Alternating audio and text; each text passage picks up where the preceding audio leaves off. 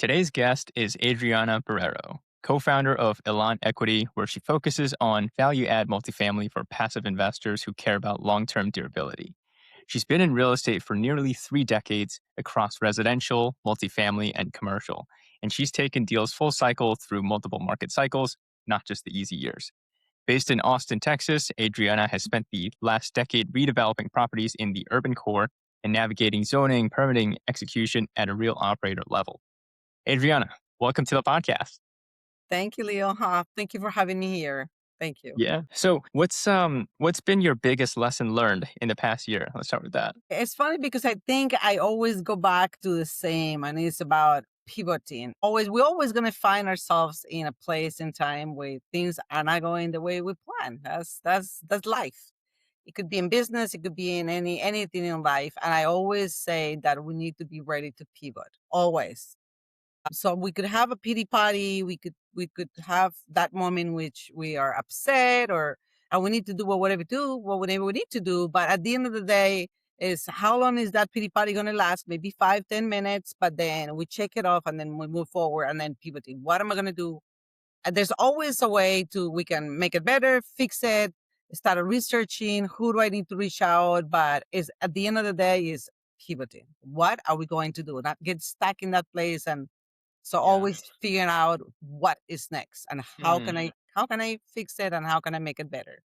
yeah, because I think you're right. I mean, since COVID, right? Like there's been so many firsts and so many things that are unexpected happen, right? I mean, I think you'll see in real estate, for some time back in 2023, people are like, oh yeah, interest rates are coming down, and here we are 3 years later, it barely came down, right? And you have to learn to adapt. I mean, Correct. not only in your investments, but also in personal life. Things happen, random things come up, like family things or health scares. Like I've seen so many people that just they have their life turned upside down. And the real difference between, people is their kind of locus of control. Some people have an internal locus of control, some people have an external locus of control. So when something bad happens, one person's like, oh, woe is me, like this is terrible, and they start crying on Facebook and stuff, and like people console them, sure, but then other people are there like, well, look, this happened, I can't change it, I can't unwind time, so like, what am I going to do? How do I change? How do I pivot? Right? Correct. I think is the victim mentality or a victorious mentality. So how can I make it that I will be victorious? I will make it happen the way I want it, but I cannot be a victim because at the end of the day, that game is not going to take me anywhere. Because I mean, there's only so long that people are going to say, "Oh, poor baby, yeah, yeah, I'm sorry," but then that pity party is going to finish, and it's like, okay, what are you going to do? I mean, that pity party is finished. No one is telling me anything else. So at the end of the day is I think it's the mentality that we need to really make that switch of Yeah. instead of being a victim mentality, I will be a victorious. I will Mm, reach that victory. I will get there. And it will. No yeah. matter what you tell me, I will. Yeah, absolutely. And we were just talking right before we started recording that you have a very interesting background, right? I mean, you immigrated to this country, you kind of came with little money in your pocket, and you kind of just made things happen. You didn't like rely on people or anything like that. So could you just share again like that story? Sure. So yeah, I came to this country very young age and I was following the love of my life. He says, I'm in love with you. You know, I would like for you to come to the United States and be with me. I was like, okay. So my parents said, okay, we'll help you. We were able to get the visa approved. Everything was great. And he says, okay, well, but you can only help you so much. So they only gave me $300. They packed my bags and say, bye with $300. I was like, okay, we'll figure it out.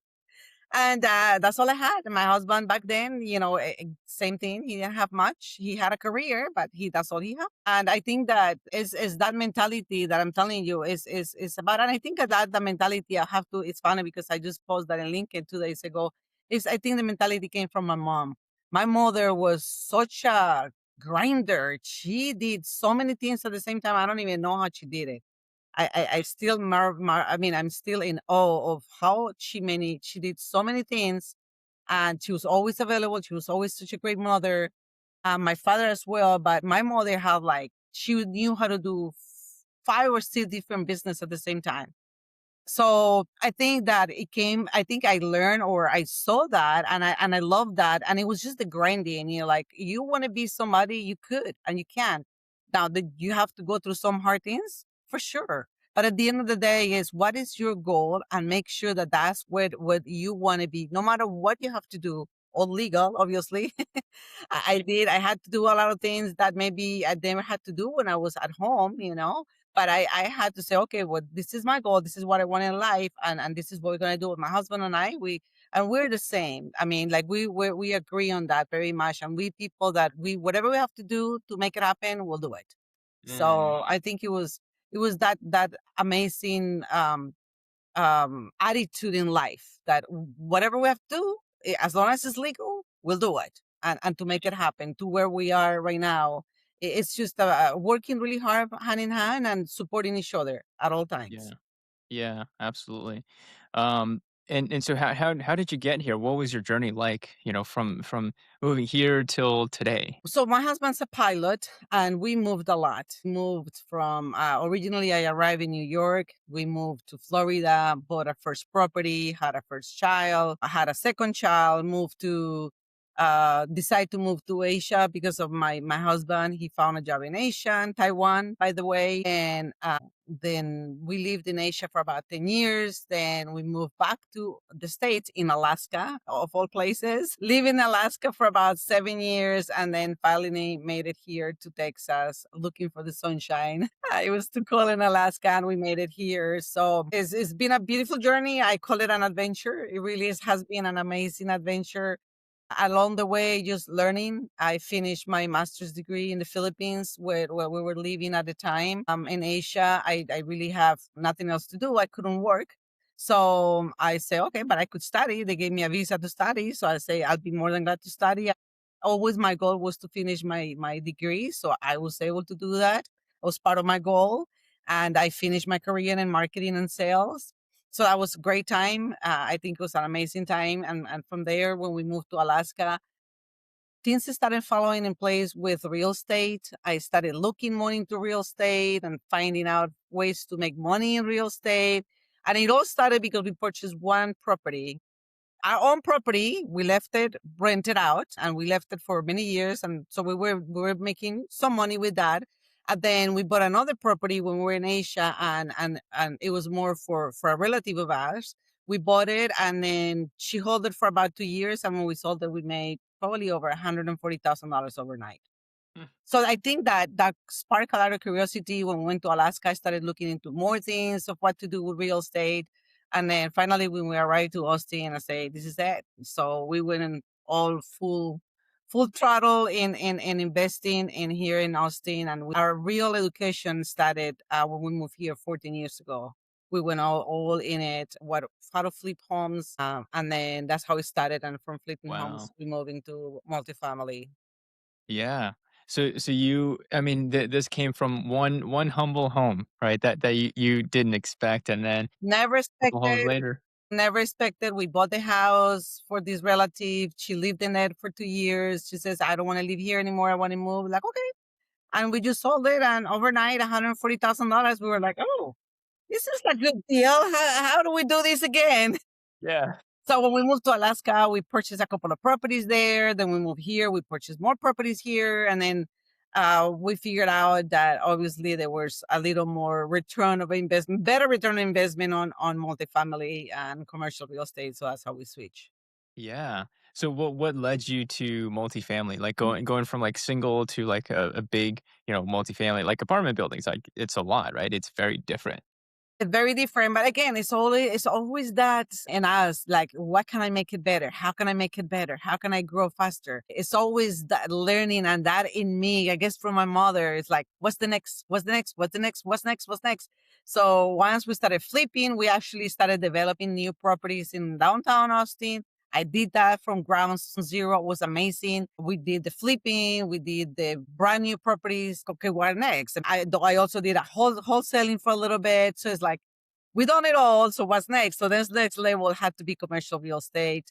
Then I started, looking for what would be the good way to start. And I always think about basic necessities. I think I always believe that to be successful in businesses, I think if you go back to basic necessities, I said, well, multifamily is a basic necessity. Everyone needs shelter.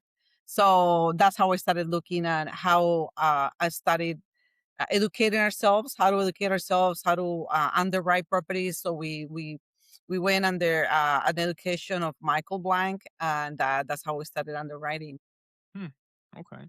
So I'm curious as far as your kind of journey within the residential space, before you came into multifamily, like, so you went from one house and you're like, okay, wow, this is really nice. And like, you wanted to do more. Like, I mean, what was kind of that experience like? What was it? Was there things that you would have done differently? I mean, it seems like you've been in like wholesaling, like flipping, like all these different places. Was there like one that stood out to you as being like a good opportunity? Others that are like, that was a waste of time.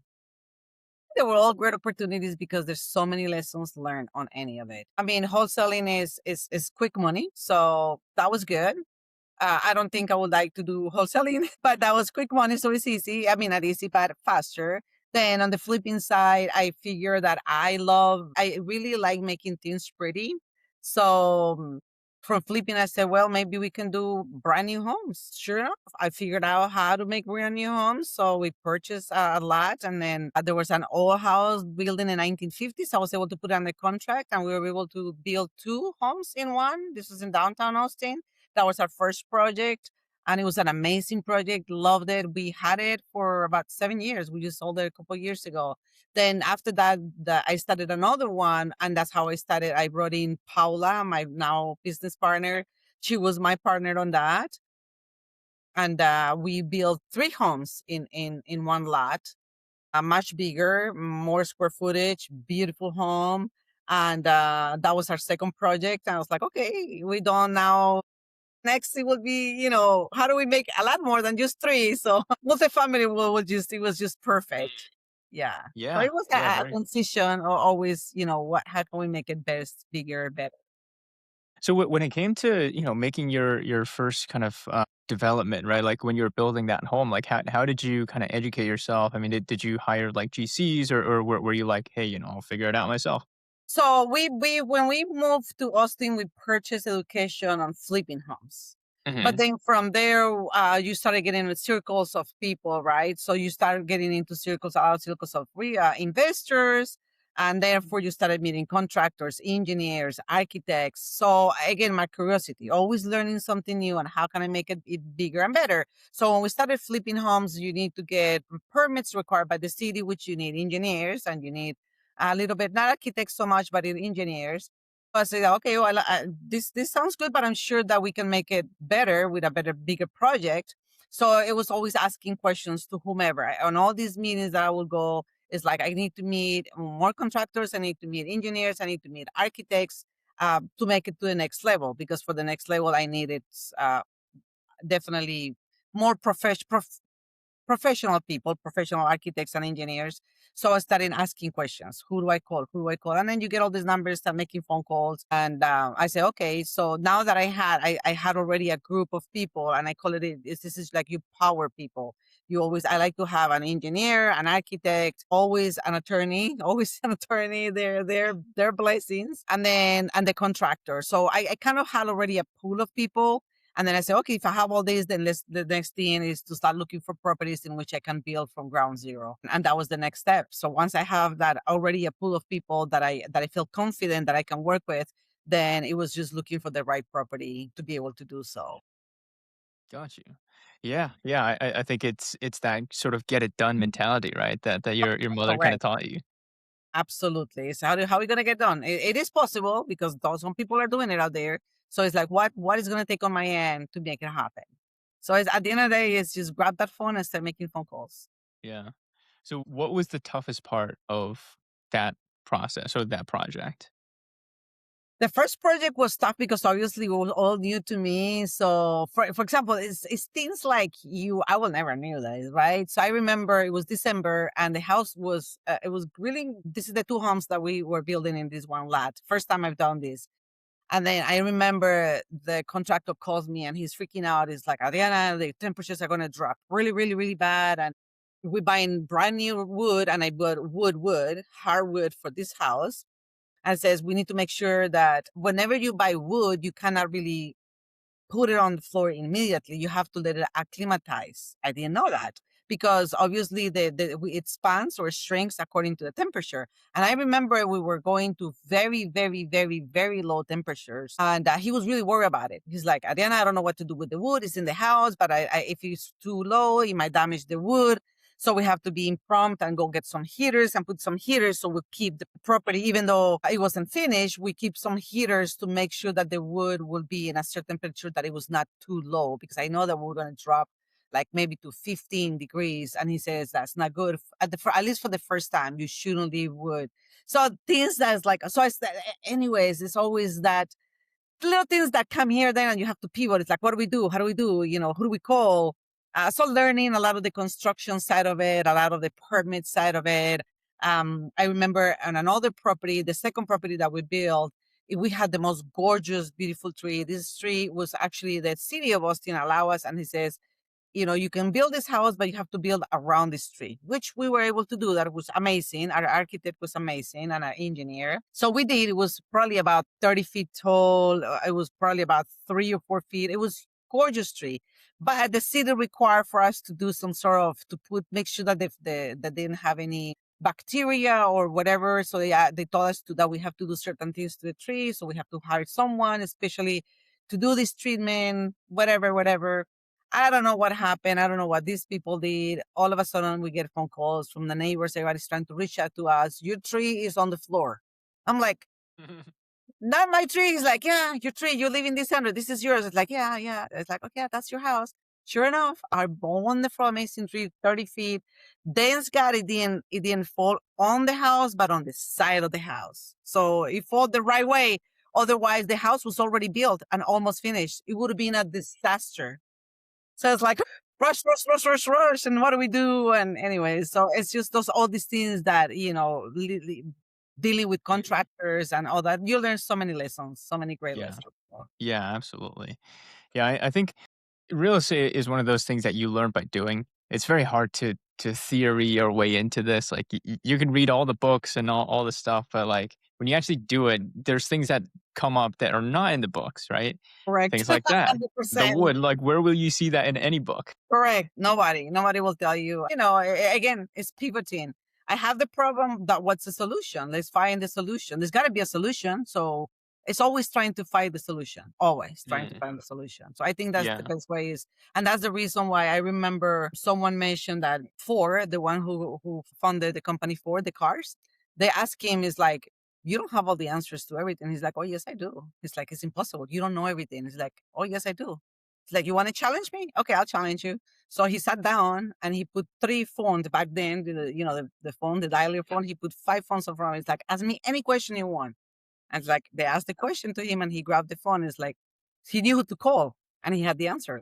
So at the end of the day is that having that mentality is like, okay, I don't know it all, but I'm sure I know someone that knows someone that knows someone that will have the answer to that. So it's having that think fast and it's like, who do I need Mm, to call? And start thinking, not how. go into your Rolodex, as we say back in the day, Hmm. and starting calling people, and you'll figure it out. You'll find the person. You just have to be quick on your feet, and then start thinking. Yeah. Yeah. It's who, not how, right? I think it's like, who do I know that can help me with this? And that kind of leads you to commercial real estate, right? I mean, these are big projects. They're not generally, they're not like one person takes this whole thing down and like manages and does everything. Like there's a team. There's someone that does this, someone that does that. So it's interesting, right? I mean, it sort of shifts your mindset from like, this whole flip, like, I'm gonna figure it out versus like, okay, who do I call? Who do I put in the right place? Correct, and it's always the person will have the right answer. Always. Mhm. And it's the power of just thinking quick, Yeah. because there's someone that will have the answer. Just like Ford said, someone will have the answer. So as Mhm. long as we know to call, you will have your answer. Yeah, for sure. So how did that kinda lead you into, like, commercial real estate? Because you're like, "Okay, well, these projects have gone so well, I wanna figure out what's next." So what drew you to commercial real estate? What drew you to, multifamily specifically? So after having that, we started ourselves with Michael Blank, and again, now being in the right rooms to start being the networking is imperative. I don't think you can ever do anything without networking. No business will ever grow unless you're network. No man is an island, they say. And obviously, from there, we started going to all these different conferences around the United States. We went to so many of them. The first year that we decided to go into commercial real estate, we went to, I don't know, maybe five or six, just meeting people, getting to know people. And there's always you're gonna meet that kind of the chemistry kind of goes well back and forth. We met this wonderful couple in one of those meetings, and we kept the connection. Then there was an opportunity in which we can invest with them. We met and we loved the project. And we say, okay, yeah, I think this is after underwriting the project, since we have already been learning how to underwrite for about 2 years. Then we were able to underwrite the project. We learned so much. Obviously, there's so much to learn when you start underwriting. It's not just underwriting, correct? It's just everything that goes with it. We talk about population and the city and then income. And so we started researching, and then this property really fit in everything that we were looking for. We do actually have a buy box. What is it that we want? This property fit perfectly fine, and the partners were really good people that we really like, and there was great chemistry. So yeah, that was done deal. So we were able to partner up with them, and that was just, and until now, it's been a great investment so far. Nice, nice. And so when it comes to underwriting, you touched on something interesting that I think, well, first off, you need to go through many, many deals to find the one right deal, right? Because not only do you need to make sure that the business plan makes sense, you need to make sure the person running the business plan makes sense to do so. So I think those are two big questions. But when you're first looking at a deal, what sticks out to you the most? Like, what are, common pitfalls by this point? You're like, well, that's like optimistic, or that you would pay extra attention to. There's so many, but okay. First of all, the first thing that we look at it, number one, believe it or not, is crime. If crime doesn't pass the test, that's it. Out. Doesn't matter how the price. I don't care about the any numbers if the crime doesn't pass. But I think that now I can see we're talking about cap, for example, cap rates. Cap rates is something that people really throw out there really easily, and we've seen so many deals. It's like, oh, even in this environment, we can sell at four cap rate in 4 years. So you start learning, okay, so how do I understand about a cap rate and how will impact the selling of the property? And when are you being too optimistic? When are you not being, um, too conservative or not conservative at all? So yeah, I think cap rates is something that makes it maybe nervous, or being too positive. Oh yeah, the NOI is going to grow 20% year over year. Well, in this kind of economy, how could that happen? So when people start throwing out those very aggressive numbers that to me at this moment in time will not make any sense, that makes me nervous. So that is when I start digging really, really in. It's like, okay, let's see if this is true. And sure enough, with all the underwriting that we done, when I started throwing all those numbers, that it just makes sense that, once you understand what is a cap rate and how will that make my property better or worse. And at the end of the day, it's a business plan. We don't know. We don't have a crystal ball. So it's trying to be conservative and realistic. Mm, The economy at this moment in place is not the best, and it hasn't been the best because of the high interest rates. So it's understanding that we need to be realistic, and we cannot say because we want to sell it, we're going to just puff the numbers a little bit so you make it look nice. And it's that line that mm, I want to make sure that we never cross the line with that investors. You never mhm, want to, I mean, I don't want to say a lie, but we see a lot of deals out there that people are not really being truthful or honest, mm. and that makes me a little nervous. So it's learning all those numbers that really, really makes the difference between a good deal and a bad deal. Yeah, and so for us, like when we've spoken with bigger investors, so we've spoken with some like big, private equity shops, and they ask really smart questions. And one thing that I just remembered that you reminded me of is these guys will ask, "What are the levers to your business plan?" So how will you deliver the value increase, right? I mean, like to regular person, like they might just be like, "Well, look at the Excel, it will show you everything." But they really want to know, like, okay, are you assuming that your revenue will go up by X percent? Are you assuming that you can improve your collections by this amount? Are you assuming that you're going to have a cap rate compression? You're going to sell in a better cap rate than you bought in? Then okay, then They break that down. They're like so smart with this. They break down the probability or like whether or not they agree with it, and then they assign probabilities to each. That's how they figure out kind of like a weighted determination on the business plan. Yeah, and I think that we were precisely with our partners. We were talking about that last night. Is having a range. For example, when we do one of the presentations that we did for that property that we were able to partner up, they were able to present a range on the capex. So on the cap rate, I'm sorry, on the cap rate, a range between when we buying it to that. Let's say that we bought it at 6, and then 6.123 going up, and then going down, and then what would happen to the property and the value of the property, and the fact that you were able to present that to the investors, I think was, even though a lot of the new investors on it, even a limited investor, they don't really understand that. But the fact that you can actually throw it out there, and whether you understand or not, you can take a picture and say and ask questions. What is that? How do I understand that? So I think that, for example, it shows a lot of honesty in there. It's like, look, this is where our property is. This will happen if it goes too high. This will happen if it goes too low. And they're like, oh, okay, I like that, because not too many people are ready to show that and say, where are we? Are we sitting down too high? Are we sitting down too low? What happens if you go too high? What happens if you go too low? So I think that that's great that we can able go to just granulate it and bring it to basics, very basic, that most people will never understand. But that the fact that you are able to sort of say it out there and say, this is what you need to understand about cap rates, for example. And yeah, whenever these high level investors, they go down to the minimums, right? They want to really dig into that NOI. How do you bring the expenses down? What's your Yeah. secret sauce that it will make you different from the rest, from Yeah. everyone else, right? Yeah. And speaking of that too, I mean, I mentioned earlier, like commercial real estate is very dependent on who, not how. And like you've worked with different partners. So like how do you decide who to work with? Like how do you spot a good kind of operator? Well, it's funny because we were in an interview one time a couple months ago, and then something that Paula and I are very proud about is how we dig into operators. So not just the deal, but the operators as well. So we actually do background checks, and we ask to do background checks on us as well. It's like, we would like to do a background check on you and be my guest and do it on us as well. So we go as personal as that. I want to see you background check from A to Z.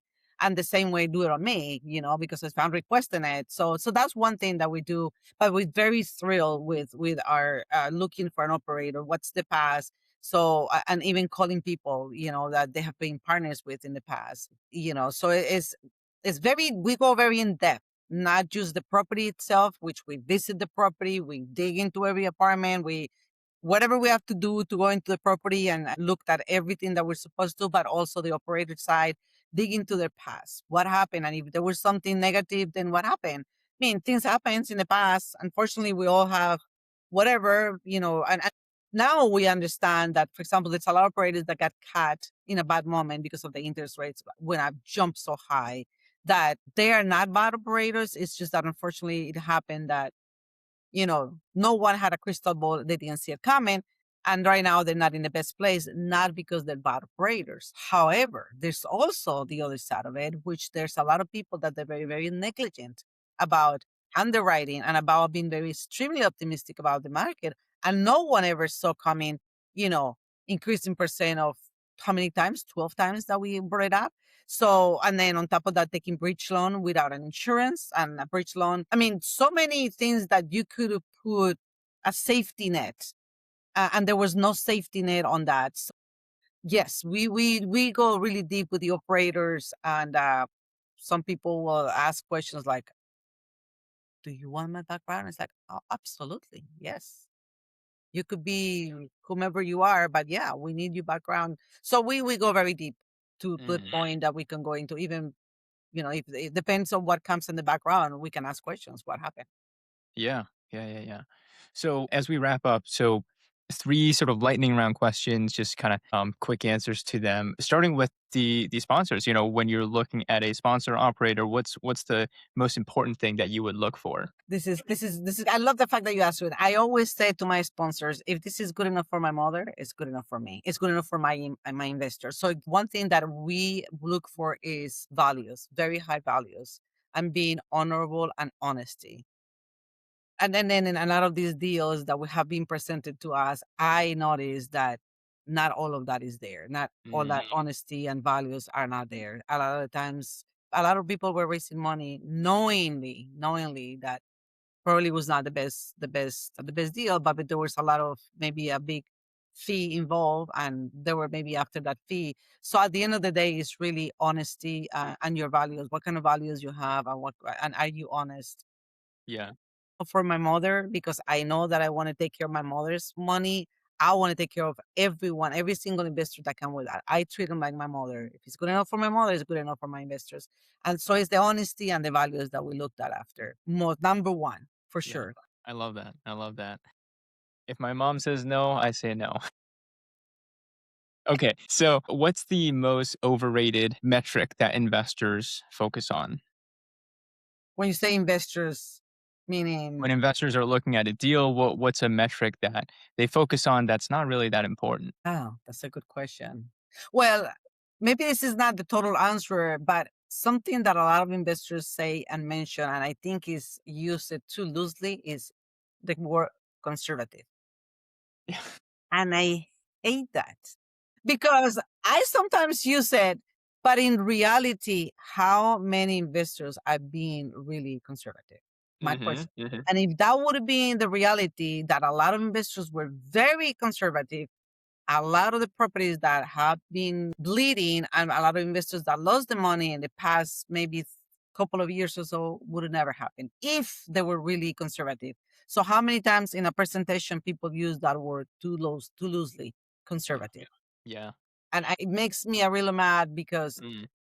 because it's sad that we use that word too loosely, knowing that It's a some of marketing these term. deals correct. And it's not you're not really being conservative. A lot of Yeah. people were not conservative. We're not being conservative. So Yeah. I mean, ideally, you would see the risk factors and the risk management plan. Like, hey, we think these are what could derail our business plan, and here's how we're going to solve for it. Or like, here's why we think we're conservative, instead of like just throwing in conservative in the deck. yeah, and they love throwing numbers like, oh, we're gonna make 25% year over year, 25%. And then they're always all projections, right? And they stack in these big percentages.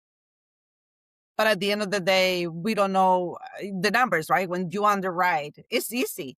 All I have to do is put one number that looks really good in my underwriting Excel spreadsheet, and it will change absolutely to make it glow like a Christmas tree, all in green. Yeah. It's easy. That's easy. So at the end of the day, is putting that information in that spreadsheet that actually I'm thinking, oh my God, is this realistic? Or I Mm, just making it look good so I can sell it? yeah. Okay.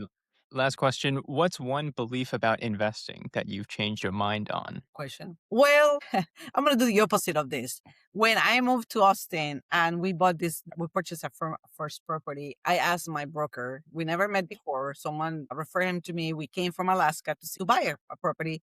So for that weekend, we looked at many properties and I asked him one question. I say, I would like to start building homes here in Austin. Do you have maybe someone that I can ask, or where do I start, or how do I do that? And he's like, oh, that would be impossible. And that was for me was like, okay, well, now you gave me something to do because I'm going to prove you that it's not impossible. So I turned your question around, I but like it. I think that was something that the day that he said that, I was like, oh, please challenge me. I love your challenges. I never told him that. I don't know where, I think he moved out of the state. He's not here anymore.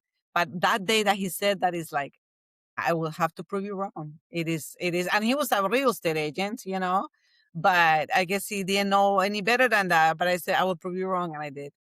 I like it. I like it. So, okay, well, thanks for all your wisdom, Adriana. So, how can folks get in touch with you? Who are you trying to meet? How can we help you as an audience member? Well, I am always in LinkedIn, love LinkedIn. So I'm always there. Adriana Barrero, Adriana at Elan, Elan Equity.com. You can DM me, send me a message. And I always love to meet people either personally or love to do these kind of meetings, get to know, and how we can help each other, just because we're in different asset classes or in different businesses, it doesn't matter. There's always that we can, help each other with, maybe I love giving other people's, like if you're looking for an engineer or you're looking for a contractor or you're looking for whatever it is, and if I have that, I love to share that information. So whatever we can help do, help each other grow, I think that's amazing. And I love doing that. Excellent. Well, thank you, Adriana, and thank you for tuning in. Thank you, Leo. I appreciate you. Have a wonderful